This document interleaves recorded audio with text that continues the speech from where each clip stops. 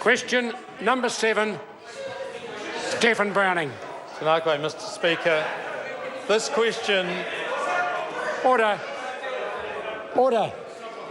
Order. Steffan Browning.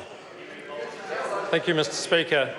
This question is to the Minister of Primary Industries. Will he reinstate the Organics Advisory Program, given the value of organic whole milk powder is more than 5 times that of conventionally produced whole milk powder, and his vision for premium value-added products? The Honourable Nathan Guy. Speaker, no, I am not intending to reinstate the Organics Advisory Program. My belief is that farmers are innovative. They read market signals well, and if organic whole milk powder prices are 5 times the value of conventional milk powder prices, then many may choose to convert to organic production themselves. The role of government is not to advise farmers on what they should be growing based on current market signals. Farmers are more than capable of making those decisions for themselves. Point of order, Mr. Speaker. Point of order, Steffan Browning. I seek leave to table an email dated Friday the 7th of August between Fonterra and an organic milk processor. I'll leave a sort to table that email. Is there any objection? I can't tell you what it's about. No, there is none that can be tabled.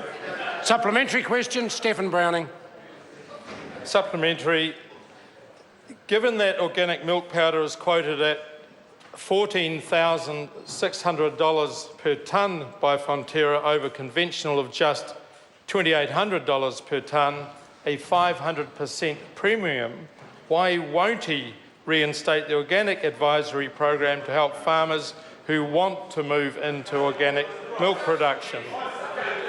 The Honourable Nathan Guy. Well, if the member listened to my primary answer, he would have understood exactly what he was saying. But the Greens are very confused about dairy farming.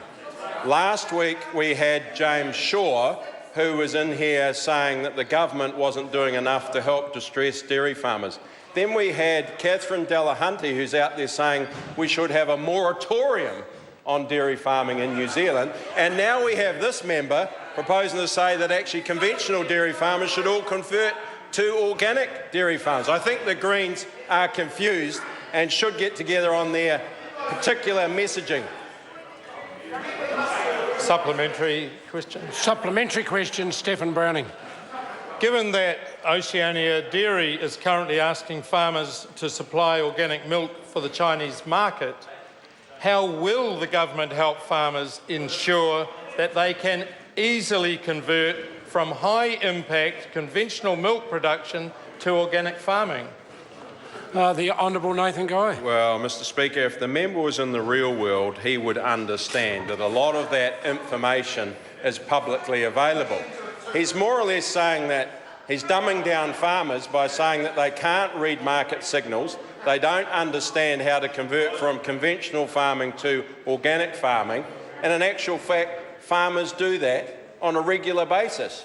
He should actually be out there saying that there are market signals. If farmers want to convert to organic farming, there's a huge amount of information available, and he should be out there encouraging that instead of being so critical of what the government is doing to help dairy farmers in New Zealand, who are currently facing a pretty tough time.